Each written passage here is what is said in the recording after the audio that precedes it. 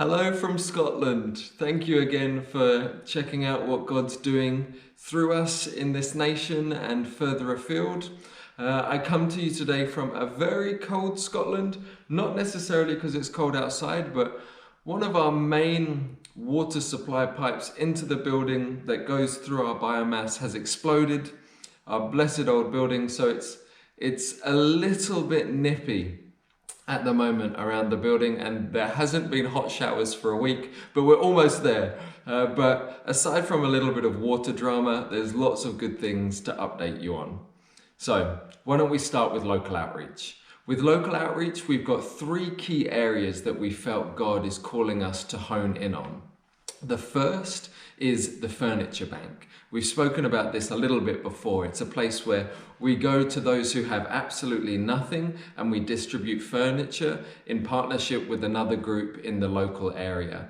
And we go into multiple homes each day that we're distributing, and we give the furniture, we offer to pray, we get to talk to them about Jesus, and we see the power of God move in their lives. And it's at the point now where we're getting called back to go for coffees, to have follow-up, to go into their home when there's not furniture involved, because people have seen life within us. So that's an area that we're honing in on thoroughly. We're currently fundraising for a van, we're currently fundraising for a tow bar, just so that we can do more with that, as we see it as an area that opens people's hearts very quickly and is serving a great felt need, and we're getting to share the love of Jesus weekly. The second is evangelism on the street. We're doing this in a variety of ways, but we felt God once again call us out of our comfort zone as a mission and to go boldly in sharing the gospel. So we're traveling, whether it be to the neighboring town or all the way over to Perth weekly, where as a group we go and we share the love of Jesus on the street. Through this, we've already seen people coming to our building to want to know more, coming to our building for worship evenings. We've seen incredible encounters on the street. There was a man that I was speaking to a couple of weeks ago, and he said something that is very normal in our encounters. And he says, "I'm going to tell you something that I've only ever told one other person." And we get that sort of sentiment a lot. There is a deep hopelessness, there is a deep loneliness in this nation. And with us simply going and offering love, offering the love of Jesus and good news, it opens something up within them and begins to bring healing. And in that place, we find people start to share incredibly vulnerable things. So that's our second area. And our third area is something called the Send, which is to mobilize youth into missions around the globe, to see the Great Commission fulfilled. And this is something that was started with YWAM and a few other organizations. If you want to learn more about it, it's happening around the UK over the next year and in different parts of the globe. So go and check out the Send and you'll see a little bit of what we're up to there. Those are our three areas that we felt to hone in on and build strong on when it comes to our local outreach. We've recently had quite a few gatherings as well, whether it be our national YWAM gathering for Scotland, which we hosted just a few days ago with no hot water, happy days, which was a wonderful time of, again, coming together, stepping out in faith and saying, we want to see this nation change. We want to see hope embedded in this nation. And so we made fresh commitments to go, fresh commitments to reach different regions, and fresh commitments to equip and be a people of worship. So that was a rich, rich time. Over the last few months as well, we've also had different trainings going on. We've done something called the B2B, which is a leadership training intensive.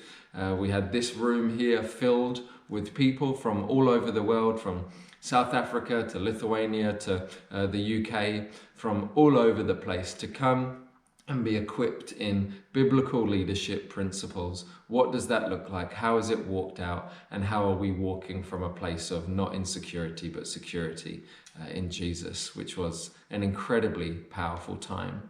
From there, we took our whole community for a set-aside week that we do every year called Face to Face, where we stop all of our work, simply come into a room together, pray, worship, seek God, and see where we're out of alignment, where we're in alignment. And man, there was a lot of repentance over that week of where we've gone astray and how we need to get back in alignment. There was an incredible sense of unity in our mission, probably the biggest level of unity that I've sensed in the last 5 years of being here. It was a rich, rich time of a group of people who know why they're here and are loving Jesus, which as a leader is deeply, deeply refreshing. We've also just finished our last hiking retreat, so we've run 2 hiking retreats this year, maybe some more next year. We'll see how it goes. So there were 11 participants. We tried to put the cap at around 7 per retreat as the atmosphere changes quite drastically around the 7 mark. And this last retreat was powerful. We had such a good time with 7 people from around the world. We had people flying in from Canada, we had people from mainland Europe, people from the UK, a real variety in a group of 7. And we took them through a week of journeying through the Scottish mountains, encountering Jesus, taking them through different topics. And as we went, God moved, as he always does. And our final day, we were on top of just a local hill where we look out at each region that we've hiked in. And this day there was 40-mile-an-hour winds. We were being blown around here, there and everywhere, leaning into the wind just to get up this hill. And we eventually brought out the emergency shelter, sat in this little crevice up in the rocks where it's a little bit sheltered, got nice and toasty, had communion together and debriefed the week. And it never ceases to amaze me that as we debrief the week, you're on top of this hill, 40-mile-an-hour winds, a tarp whipping around you, and yet there are people crying that God has done something incredible in me this week. God has invited me into this week. God has healed me of this over this coming week. God has commissioned me into this as I'm leaving. And these powerful stories of people encountering Jesus, a God who loves to take us away, meet with us, and commission us back out. So it was a powerful week. And I must say the hiking retreats, it's only, 12 or so days of the year that I get to do these, maybe a bit more. But they're some of my favorite days. To facilitate a group of people encountering Jesus in the mountains is always deeply, deeply powerful. The last time I spoke to you, I had mentioned how we're moving further in prayer and worship. We just had a crew here from Nepal who were imparting some more things to us around prayer and worship. And it's something that since we last spoke, each staff member is doing an extra 2 hours in the prayer room where we're crying out for the nations, where we're worshiping. And in that place of honoring God, he molds us and he does something in us, even though he doesn't have to, because we're giving him what he deserves. He has given us life. He has given us everything. He has saved us. So we want to honor him and make sure our priorities are in alignment. But in that place, he does something deep within us. And I think a huge part of our unity being at such a deep level is our increase of prayer and worship. A reason why our local outreach is becoming more and more fruitful is because it's on a foundation of prayer and worship. So it's a privilege to see this happening in our community in this season. Also, some big news for the Garretts. We are moving. We're not moving to another land. We're moving within Scotland. So we have an apartment in the village, which we will be moving out of. This began when, as a leadership team, we had identified some key areas within our community that we wanted to see change in. So we took 3 days to pray and fast and be in the prayer room together all day. And as we cried out over these areas, it didn't start with God coming in and fixing all these areas. It started with a conviction on us of, oh boy, we need some improvement in these areas as a leadership team. We need to go deeper in some of these areas as a leadership team. And so from that place, me and Janina felt challenged to leave our apartment and move back to the mission center, which is a big step of faith. It means we're paying more money each month. It means the place we're moving into is pretty moldy and run down, so we're going to have to fix it up.